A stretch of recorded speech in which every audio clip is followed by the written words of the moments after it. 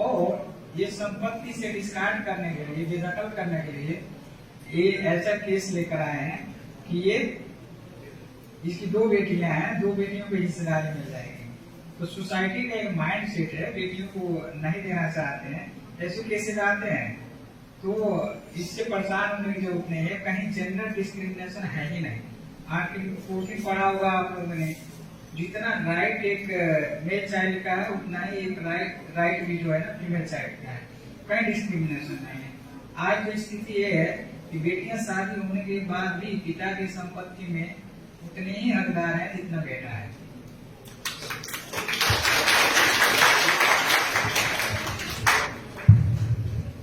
Thank you, sir. Now I may request Swati from LLB second year. You can ask your question. Jain sir, मेरा नाम स्वाति चौहान है और मैं LLB second year की छात्रा हूँ। सर, मैं ये जानना चाहती हूँ कि न्यायपालिका में करियर बनाने वाली छात्राओं के लिए आप क्या सलाह दोगे, और सर इस रास्ते पर वो खुद किस तरह से तैयार हो सकते हैं। मतलब न्यायपालिका में करियर बनाने वाली छात्राओं के लिए आप क्या सलाह दोगे, और सर इस रास्ते पर वो खुद किस तरह से तैयार हो सकते हैं। मतलब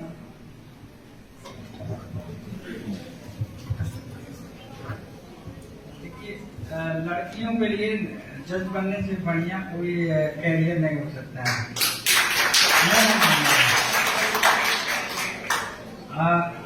अब तक तो आप केवल एक घर में, एक परिवार में, एक इंस्टीट्यूशन में देखते हैं। जब उस चेयर पे बैठेंगे तो वास्तव में समाज को करीब से देखने का, जो केसेज आते हैं उनको समझने का अवसर मिलेगा। और अभी जो रिसेंट ट्रेंड चल रही है, अभी इसके पहले यूपीजे में 303 की वैकेंसी आई है, जिसका फ्री हुआ है 12 फरवरी को, और फिर से मई में मेंस है। उसके पहले 610 आई थी। तो 610 की लिस्ट देखेंगे आप लोग, तो उसमें 315 फीमेल ऑफिसर हैं। 315 आउट ऑफ 610 में। तो आप देखेंगे परसेंटेज जो है ना 50% से ज्यादा हो गया। हमारी सरकार 20% रिजर्वेशन दे रही है फीमेल्स को। जजों के रिक्रूटमेंट प्रोसेस में डायरेक्ट है, हॉरिजॉन्टल है कि 100 और वैकेंसी आएगी तो 20 उसमें महिला सीट रिजर्व होगी, उसमें कोई बट नहीं है। लेकिन वो रिजर्वेशन छोड़ दीजिए, इतनी काबिल है कि 50% से ज्यादा सीटें ले आई हैं।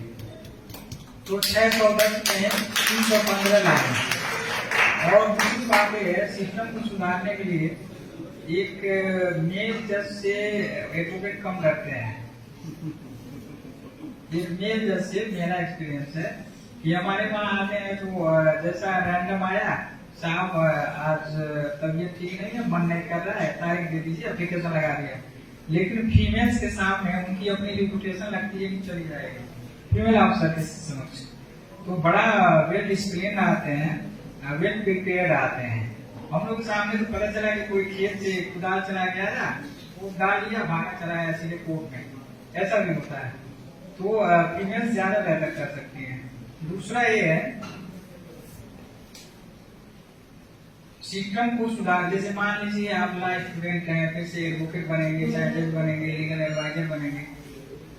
एडवोकेट को सुधारना, ठीक करना बहुत आसान काम नहीं है, क्योंकि उसके लिए बीसीआई है, बार काउंसिल है। बार काउंसिल में वकील बैठते हैं, फिर से हड़ताल होती है, खूब होती है, बहुत होता है।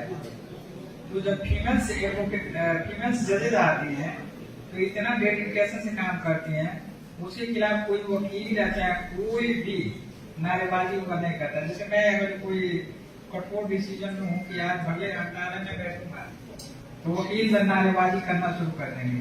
लेकिन एक फीमेल अफसर बैठती है तो नहीं करते हैं।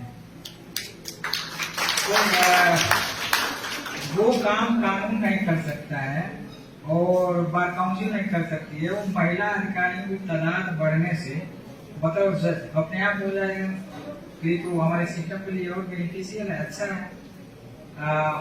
बहुत पंक्चुअल होती हैं, डिजर्विंग होती हैं, इन कंपेरिजन में पुरुष बढ़िया काम करती हैं, हर फॉर्म से ठीक है। और जितना सिक्योर और बढ़िया जॉब है, 10 से 5 आपने किया, कुछ मामलों में आईएएस से भी बढ़िया है। कुछ क्या किसी भी पैरामीटर पे, मान लीजिए मैं कहूँ कि ये पानी गिलास का खराब है या बॉटल का सही है, तो दोनों की मेरिट डिमेरिट तो रखेंगे ना, और दोनों को मेरिट डिमेरिट लिखने के बाद कंपेरिजन करेंगे तब निष्कर्ष पे पहुंचेंगे।